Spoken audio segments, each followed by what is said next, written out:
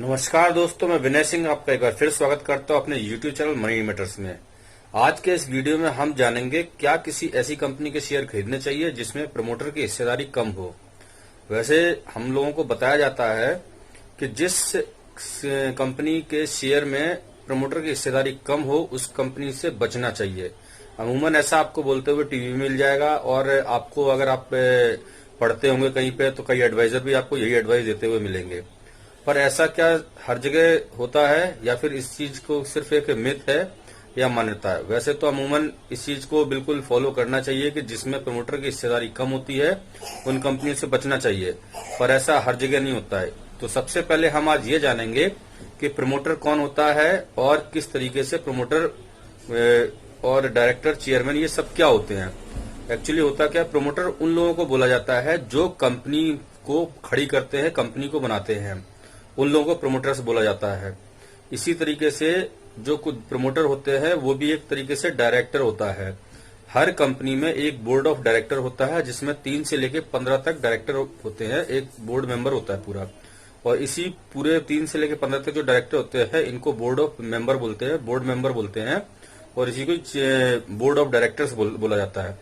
यही board of director अपने सभी में से एक आदमी को चुनते हैं जिसको कि चेयरमैन बनाया जाता है।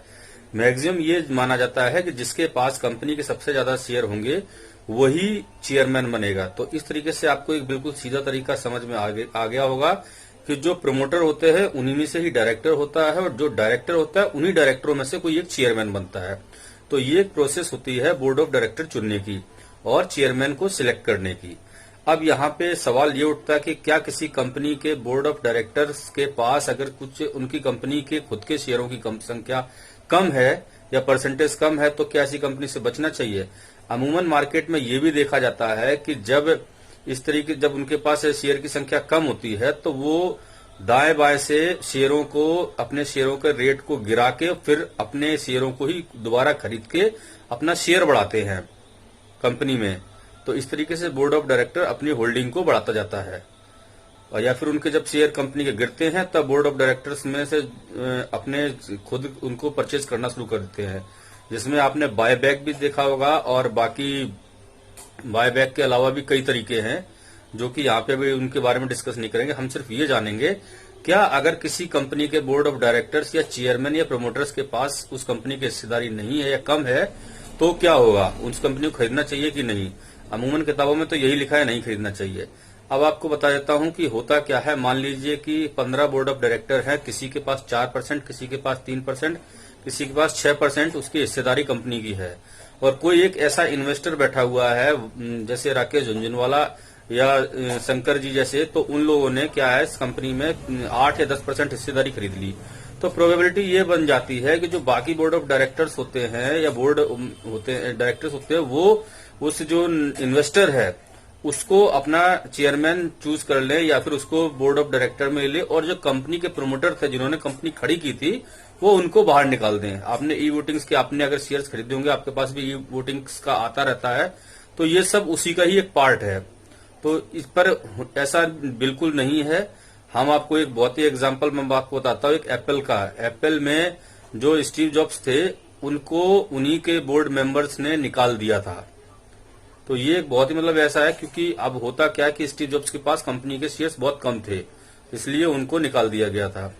पर ऐसा हर जगह देखने को नहीं मिलता है। कभी कभी क्या होता है कि बोर्ड ऑफ डायरेक्टर्स में प्रमोटर्स की जो होल्डिंग होती है वो कम भी होती है, पर अगर बोर्ड ऑफ डायरेक्टर का जो वो चेयरमैन है या फिर प्रमोटर्स है या बोर्ड ऑफ डायरेक्टर्स के जो मेंबर्स है, अगर उनके पास होल्डिंग कम है या प्रमोटर्स अगर वो उसमें दम है तो उसका कोई कुछ भी नहीं बिगाड़ सकता है। इसमें सबसे सरल तरीका, आपको सबसे सही उदाहरण आपको देखने को मिलेगा आइसर मोटर्स में, आईटीसी में, और भी अगर आप जाएंगे तो आपका टीसीएस, टाटा ग्रुप की कंपनी जिसमें कि रतन टाटा थे।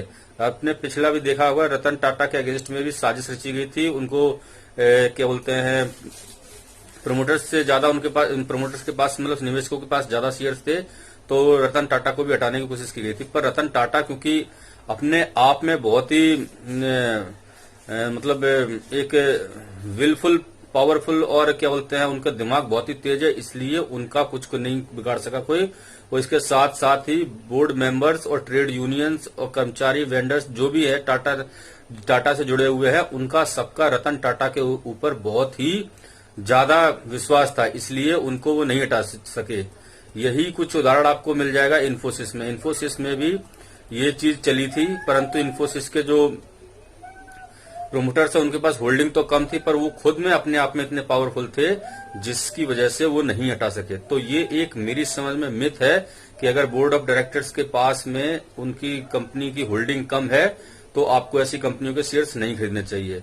यहाँ मैंने 4 कंपनियों का जिक्र किया, आइसर मोटर्स, आईटीसी, इन्फोसिस और टाटा ग्रुप की कंपनी है, टीसीएस मान लीजिए, कोई भी आप टाटा ग्लोबल या टाटा बेवरेज कुछ भी मान सकते। इन सभी कंपनियों में टाटा और इनके इन्फोसिस का इन सब का हिस्सेदारी कम होने के बावजूद भी ये कंपनियां बहुत अच्छा कर रही हैं और इनके प्रोमोटर्स को कोई हटा भी नहीं सकता बोर्ड मेंबर्स में।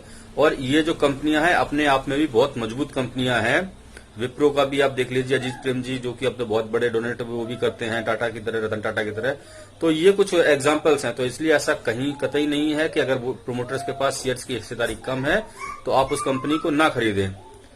आशा करता हूं कि आपको बहुत ही क्लियरली समझ में आ गया होगा इस वीडियो में कि प्रोमोटर्स की होल्डिंग्स का बहुत ज्यादा असर नहीं पड़ता है। हाँ, पर यह जरूर है कि आपको इस तरीके के एग्जाम्पल हैं 80% ही मिलेंगे और 20% एग्जाम्पल आपको ऐसे ही मिलेंगे कि अगर प्रोमोटर्स की हिस्सेदारी कम हो रही है तो वो कंपनी बोगस हो गई है या फिर वो एनसीएलटी में या डूबने वाली कंपनी है। तो ऐसी कंपनी से बचना चाहिए। उम्मीद है आपको पूरा वीडियो सही से समझ में आया होगा। अगर आपको समझ में आया हो तो इसको लाइक, शेयर से कमेंट्स करना ना भूलें।